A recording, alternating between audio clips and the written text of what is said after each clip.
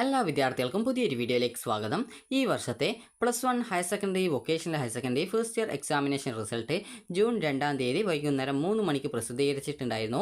അപ്പോൾ റിസൾട്ട് വന്ന സമയത്ത് പല വിദ്യാർത്ഥികളും പല സബ്ജക്റ്റുകളിൽ മിനിമം മാർക്ക് ലഭിക്കാതെ, അതായത് ഫെയിൽഡ് ആയിട്ടുണ്ടായിരിക്കും. അപ്പോൾ അങ്ങനെയുള്ള വിദ്യാർത്ഥികൾ ചോദിക്കുന്ന പ്രധാനപ്പെട്ട കാര്യമാണ്, ഞാൻ ഇനി എത്ര മാർക്കാണ് വാങ്ങിക്കേണ്ടത്, ഇനി ഏത് പരീക്ഷയ്ക്ക് എപ്പോഴാണ് രജിസ്ട്രേഷൻ ചെയ്യേണ്ടത്, അതുപോലെ തന്നെ പരീക്ഷ എഴുതി കഴിഞ്ഞാൽ, അതായത് നിങ്ങൾക്ക് ലഭിക്കുന്ന മാർക്ക് ഈ ഒരു ഇംപ്രൂവ്മെൻറ്റ് പരീക്ഷ എഴുതി കഴിഞ്ഞാൽ നിങ്ങൾക്ക് മാർക്ക് കുറയുകയാണെങ്കിൽ എന്താണ് ചെയ്യുക, അതുപോലെ എത്ര വിഷയമാണ് നിങ്ങൾക്ക് ഈ ഒരു ഇംപ്രൂവ്മെൻറ്റ് പരീക്ഷ എഴുതാനായിട്ട് സാധിക്കുക, അതുപോലെ തന്നെ ഈ ഒരു ഇംപ്രൂവ്മെൻറ്റ് പരീക്ഷയുടെ റിസൾട്ട് വരുന്ന സമയത്ത് വിദ്യാർത്ഥികളുടെ +2ൻ്റെ റിസൾട്ട് അതിന് മുമ്പ് വരുമോ, അതുപോലെ തന്നെ +2ൻ്റെ റിസൾട്ട് വന്നു കഴിഞ്ഞാൽ വിദ്യാർത്ഥികൾക്ക് ഈ ഒരു +1 ഇംപ്രൂവ്മെൻറ്റ് പരീക്ഷയുടെ റിസൾട്ട് അതിന് ശേഷമാണ് വരിക.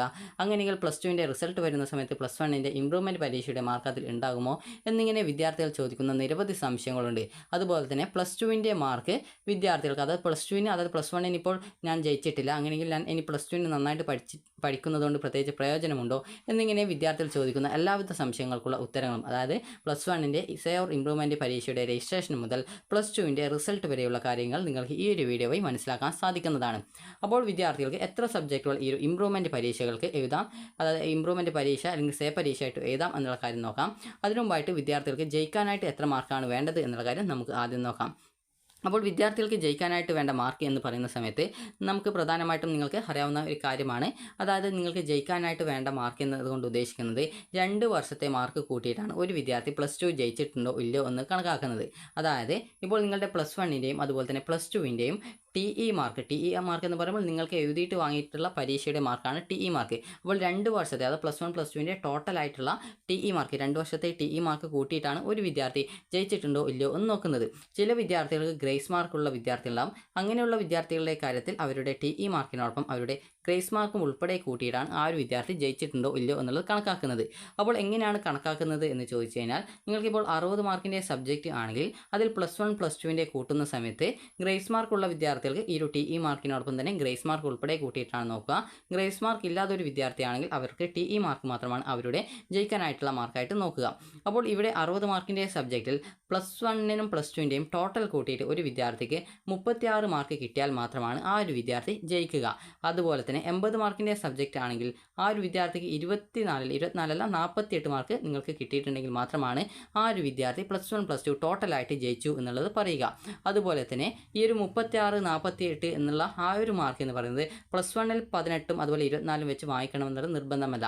2 വർഷത്തെ ഈ ഒരു TE മാർക്കോ അല്ലെങ്കിൽ TE മാർക്കിനോടൊപ്പം തന്നെ ഗ്രേസ് മാർക്കുള്ളവർക്ക് ഗ്രേസ് മാർക്കും കൂട്ടിയിട്ട് അങ്ങനെ 60 മാർക്കിൻ്റെ സബ്ജക്റ്റിൽ 2 വർഷം ആകെ 36 മാർക്കും 80ൽ 48 മാർക്കും വാങ്ങിച്ചു കഴിഞ്ഞാൽ ആ ഒരു വിദ്യാർത്ഥി ജയിക്കുന്നതാണ്. ഇനി വിദ്യാർത്ഥികളുടെ പ്രധാനപ്പെട്ട ഒരു സംശയമായിരിക്കും, +1ന് എനിക്ക് മാർക്ക് കുറവാണ്, അതുകൊണ്ട് തന്നെ +2 പഠിച്ചതുകൊണ്ട് പ്രത്യേകിച്ച് പ്രയോജനം ഉണ്ടോ എന്നുള്ളത് പല വിദ്യാർത്ഥികൾക്കുമുള്ള ഡൗട്ടായിരിക്കും. അപ്പോൾ വിദ്യാർത്ഥികളും രക്ഷിതാക്കളും ആ ഒരു സംശയം ചോദിക്കാറുണ്ട്. അപ്പോൾ നിങ്ങൾ ശ്രദ്ധിക്കേണ്ട പ്രധാനപ്പെട്ട കാര്യം എന്ന് പറയുന്നത്, +1ന് മാർക്ക് കുറഞ്ഞു എന്ന് കരുതി +2ന് നിങ്ങൾ പഠിക്കാതിരിക്കുകയാണെങ്കിൽ നിങ്ങൾ തോൽക്കുന്നതായിരിക്കും. അതുപോലെ തന്നെ നിങ്ങൾക്ക് നിങ്ങളുടെ മാർക്ക് പെർസെൻറ്റേജ് കൂട്ടാനുള്ള ഒരു അവസരം കൂടി നിങ്ങൾക്ക് നഷ്ടപ്പെടുന്നതും ആയിരിക്കും. അപ്പോൾ നിങ്ങളിപ്പോൾ ആ ഒരു കാര്യത്തിലേക്ക് നമുക്ക് വരാം. അതായത് ഒരു വിദ്യാർത്ഥി ഇപ്പോൾ +1ന് ഇപ്പോൾ 5 വിഷയത്തിലും തോറ്റിട്ടുണ്ട് എന്ന് വിചാരിക്കാം, അതായത് 5 വിഷയത്തിൽ മിനിമം മാർക്കായിട്ടുള്ള മാർക്ക് കിട്ടിയിട്ടില്ല എന്ന് വിചാരിക്കാം. അപ്പോൾ അങ്ങനെയുള്ള ഒരു വിദ്യാർത്ഥി +2ന് നന്നായി പഠിച്ചാൽ എന്താണ് ആ ഒരു വിദ്യാർത്ഥിക്ക് ഗുണം ഉള്ളത് എന്നുള്ള പല വിദ്യാർത്ഥികൾക്കുമുള്ള സംശയമായിരിക്കും. അപ്പോൾ വിദ്യാർത്ഥികൾ ശ്രദ്ധിക്കേണ്ടത്, നിങ്ങളുടെ മാർക്ക് പെർസെൻറ്റേജ് കൂട്ടാൻ സാധിക്കും. അതുപോലെ തന്നെ നിങ്ങളിപ്പോൾ ബയോളജി സയൻസ് അല്ലെങ്കിൽ കമ്പ്യൂട്ടർ സയൻസ് അല്ലെങ്കിൽ ഏതെങ്കിലും ഒരു സയൻസ് വിഭാഗത്തിൽ നിങ്ങൾ ഫിസിക്സ്, കെമിസ്ട്രി, ബയോളജി അതുപോലെ തന്നെ മാത്സ്, അതായത് ഫിസിക്സ്, കെമിസ്ട്രി അതുപോലെ തന്നെ ബയോളജി, ഇതല്ലെങ്കിൽ ഫിസിക്സ്, കെമിസ്ട്രി, മാത്സ് ഇതുപോലുള്ള സബ്ജക്റ്റുകളൊക്കെയാണ് നിങ്ങൾ പഠിക്കുന്നത് എങ്കിൽ വിദ്യാർത്ഥികൾ +2ന് നന്നായിട്ട് പഠിച്ചാൽ മാത്രമാണ് നിങ്ങൾക്ക് എഞ്ചിനീയറിംഗ്, അതുപോലെ ഫാർമസി, അതുപോലെ medical allied courses, BSc nursing അതുപോലെ തന്നെ ജനറൽ നഴ്സിംഗ്, ഇതുപോലെ വിവിധ തരം കോഴ്സുകളിലേക്കുള്ള, അതുപോലെ JEE ഇതുപോലുള്ള വിവിധ കോഴ്സുകളിലേക്കുള്ള അഡ്മിഷൻ നിങ്ങൾക്ക് ലഭ്യമാവുക. കാരണം ഈ ഒരു ഇപ്പോൾ പറഞ്ഞിട്ടുള്ള വിവിധ തരം കോഴ്സുകളിലേക്കുള്ള പ്രവേശനത്തിന് ആകെ പരിഗണിക്കുന്നത് നിങ്ങളുടെ +2ൻ്റെ, അതായത് സെക്കൻഡ് ഇയറിലെ മാർക്ക് മാത്രമാണ്. +1ലെ മാർക്ക് അതിനൊന്നും പരിഗണിക്കുന്നില്ല. അപ്പോൾ അതുകൊണ്ട് തന്നെ നിങ്ങൾ ശ്രദ്ധിക്കേണ്ടത്, നിങ്ങൾ +2 അതായത് ഇന്ന് മുതൽ നന്നായിട്ട് പഠിക്കുകയാണെങ്കിൽ, അത് നിലവിൽ ഇപ്പോൾ +2ൻ്റെ ക്ലാസ്സുകൾ ആകെ ജസ്റ്റ് ഒന്ന് ആരംഭിച്ചിട്ടേ ഉള്ളൂ.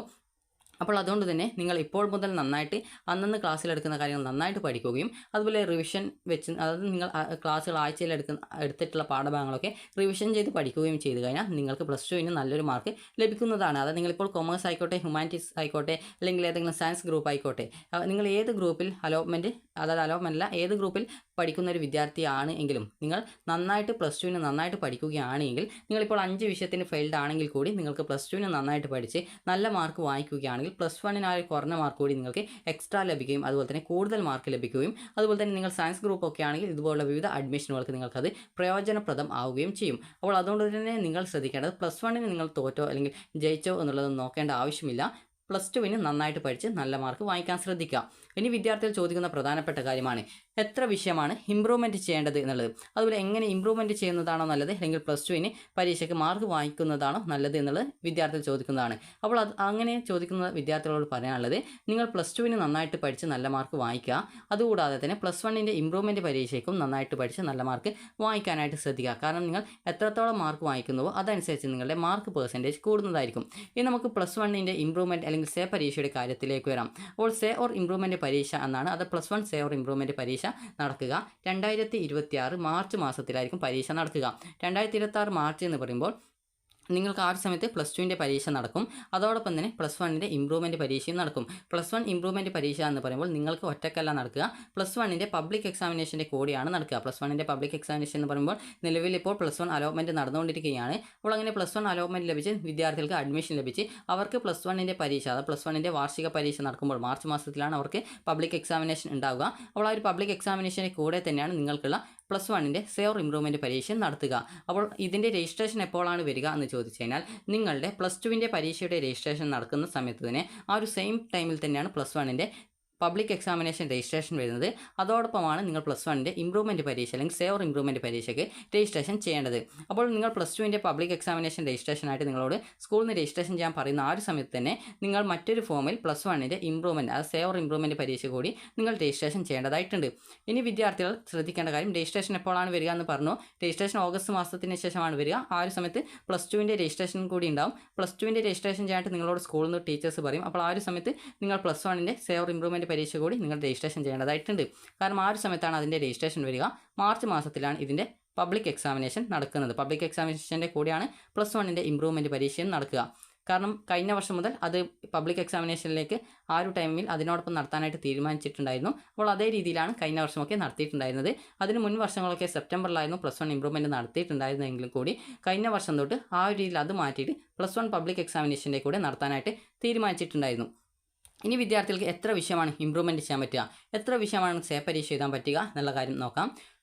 അപ്പോൾ വിദ്യാർത്ഥികൾക്ക് പ്ലസ് വണ്ണിൻ്റെ ഈ ഒരു ഇമ്പ്രൂവ്മെൻറ്റ് പരീക്ഷ എഴുതാനായിട്ട് സാധിക്കുക 3 വിഷയമാണ്. അതായത് നിങ്ങൾ എല്ലാ പരീക്ഷയും അറ്റൻഡ് ചെയ്ത ഒരു വിദ്യാർത്ഥിയാണ്.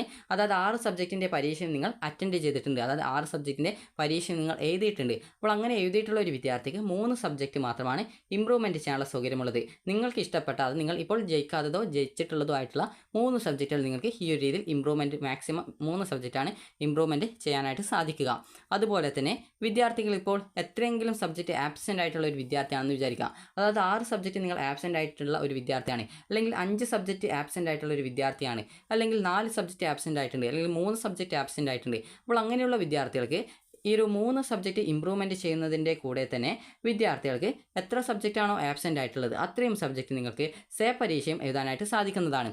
അതായത് ഇപ്പോൾ ഒരു വിദ്യാർത്ഥി ഇപ്പോൾ 5 സബ്ജക്റ്റ് ആബ്സെൻ്റ് ആയി എന്ന് വിചാരിക്കുക. ഒരു വിദ്യാർത്ഥി പറഞ്ഞിട്ടുണ്ടായിരുന്നു 5 സബ്ജക്റ്റ് ആ ഒരു വിദ്യാർത്ഥി ആബ്സെൻ്റ് ആയിട്ടുണ്ടായിരുന്നു എന്നുള്ളത്. അപ്പോൾ അങ്ങനെയെങ്കിൽ ആ ഒരു വിദ്യാർത്ഥിക്ക് ജയിച്ചൊരു സബ്ജക്റ്റും അതുപോലെ തന്നെ ഫെയിൽഡ് ആയിട്ടുള്ളതല്ല ആബ്സെൻ്റ് ആയിട്ടുള്ള ആ ഒരു 2 സബ്ജക്റ്റും കൂടി 3 സബ്ജക്റ്റ് ഇമ്പ്രൂവ്മെൻറ്റ് ചെയ്യാവുന്നതും, അതുപോലെ തന്നെ ബാക്കി ആബ്സെൻ്റ് ആയിട്ടുള്ള 3 സബ്ജക്റ്റുകളുണ്ട്. അപ്പോൾ ആ ഒരു 3 സബ്ജക്റ്റുകൾ ആ ഒരു വിദ്യാർത്ഥിക്ക് സേ പരീക്ഷയായിട്ടും എഴുതാൻ സാധിക്കും. അതായത് ടോട്ടൽ 6 സബ്ജക്റ്റ് ആ ഒരു വിദ്യാർത്ഥിക്ക് എഴുതാനായിട്ട് സാധിക്കും. അപ്പോൾ നിങ്ങൾക്ക് പലപ്പോഴും ഉള്ള സംശയമായിരിക്കും, വിദ്യാർത്ഥി 5 സബ്ജക്റ്റ് ആബ്സെൻ്റ് ആയിട്ടുള്ള ഒരു വിദ്യാർത്ഥിക്ക് എന്തുകൊണ്ടാണ് ഈ ഒരു 3 സബ്ജക്റ്റ് ഇമ്പ്രൂവ്മെൻറ്റിൻ്റെ കൂടെ തന്നെ 3 സബ്ജക്റ്റ് സേ പരീക്ഷയും എഴുതാൻ സാധിക്കുക എന്നുള്ളത്.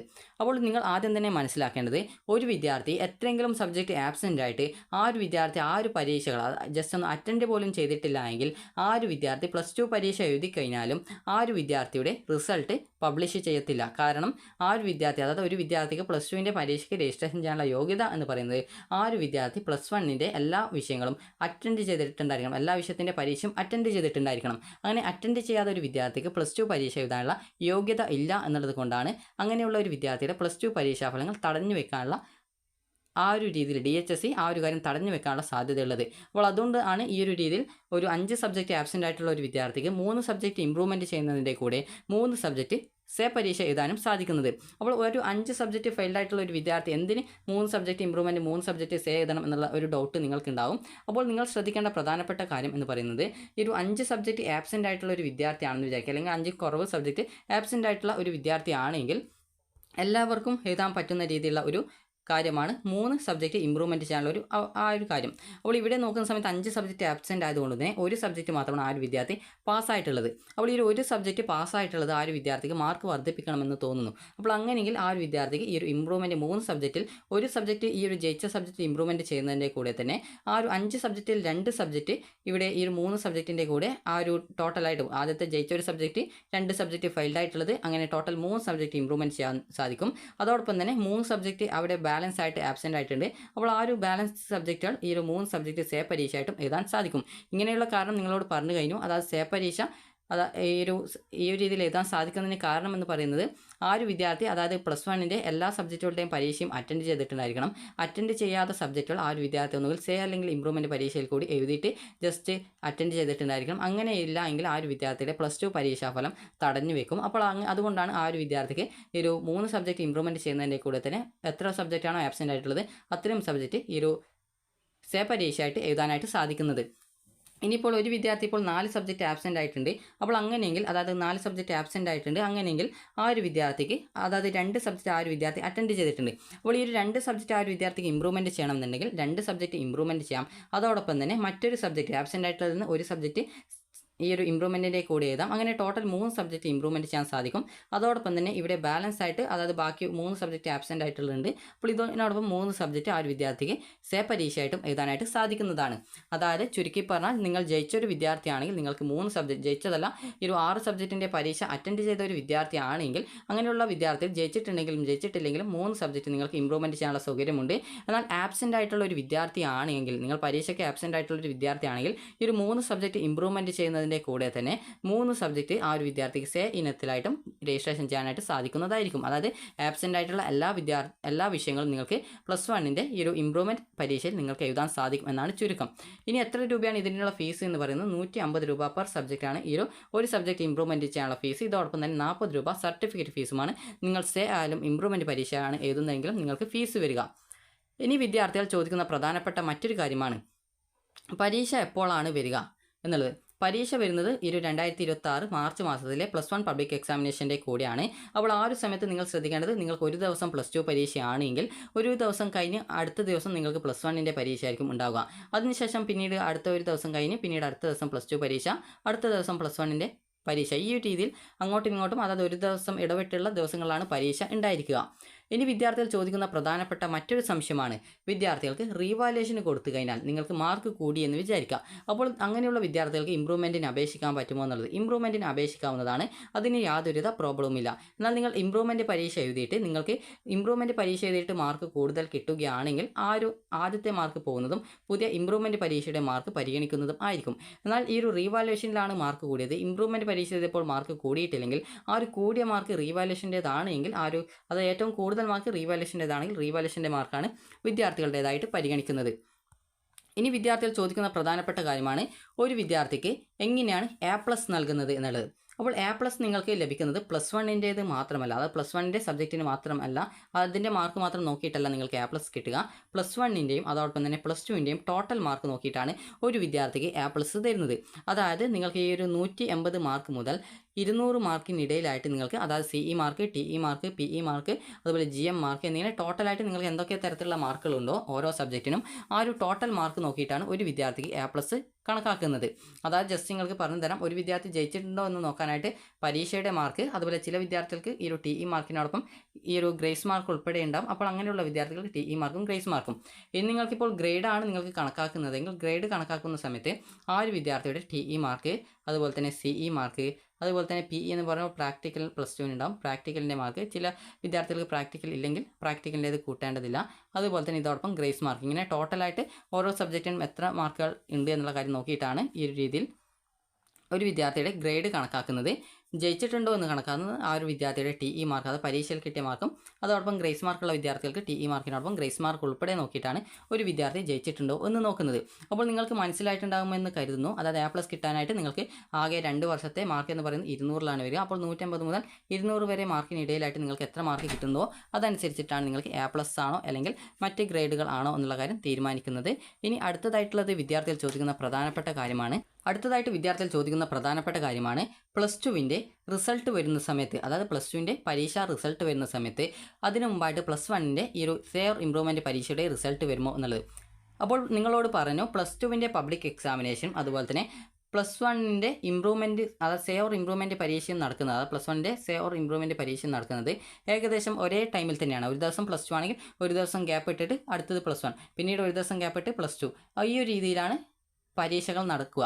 അപ്പോൾ അതുകൊണ്ട് തന്നെ വിദ്യാർത്ഥികളുടെ റിസൾട്ടിൻ്റെ കാര്യത്തിൽ നിങ്ങൾക്കൊരു ഡൗട്ട് ഉണ്ടാകും. എങ്ങനെയാണ് ആദ്യം പ്ലസ് ടു വന്നു കഴിഞ്ഞാൽ പ്ലസ് വണ്ണിൻ്റെ റിസൾട്ട് പിന്നീട് സർട്ടിഫിക്കറ്റിൽ ഉണ്ടാകുമെന്ന് നിങ്ങൾക്കൊരു ഡൗട്ട് ഉണ്ടാകും.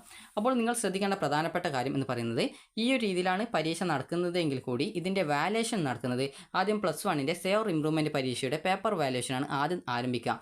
അപ്പോൾ സേവർ ഇംപ്രൂവ്മെൻറ്റ് പരീക്ഷയുടെ പേപ്പർ വാല്യുവേഷൻ കംപ്ലീറ്റ് ചെയ്ത ശേഷം മാത്രമാണ് പ്ലസ് ടു പബ്ലിക് എക്സാമിനേഷൻ്റെ പേപ്പർ വാല്യുവേഷൻ നടക്കുന്നത്.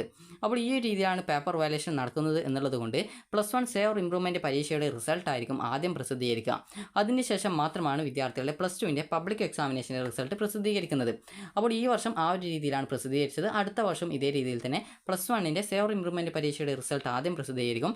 അതിനുശേഷം പിന്നീടാണ് വിദ്യാർത്ഥികളുടെ പ്ലസ് ടുവിൻ്റെ പബ്ലിക് എക്സാമിനേഷൻ റിസൾട്ട് പ്രസിദ്ധീകരിക്കുന്നത്. അതുകൊണ്ട് തന്നെ സേ പരീക്ഷ എഴുതിയ റിസൾട്ട് കൂടി ഉൾപ്പെടുത്തിക്കൊണ്ടുള്ള വിദ്യാർത്ഥികളുടെ പ്ലസ് ടു റിസൾട്ടായിരിക്കും plus two public examination result ആ ഒരു റിസൾട്ടിൽ നിങ്ങൾക്ക് കാണാനായിട്ട് സാധിക്കാം. അതുകൊണ്ട് തന്നെ നിങ്ങൾ ചോദിച്ച പ്രധാനപ്പെട്ട ആ ഒരു സംശയത്തിലേക്കുള്ള ഉത്തരം മനസ്സിലായിട്ടുണ്ടാകുമെന്ന് കരുതുന്നു. പ്ലസ് വൺ സേ പരീക്ഷയുടെ റിസൾട്ടാണ് ആദ്യം പ്രസിദ്ധീകരിക്കുക.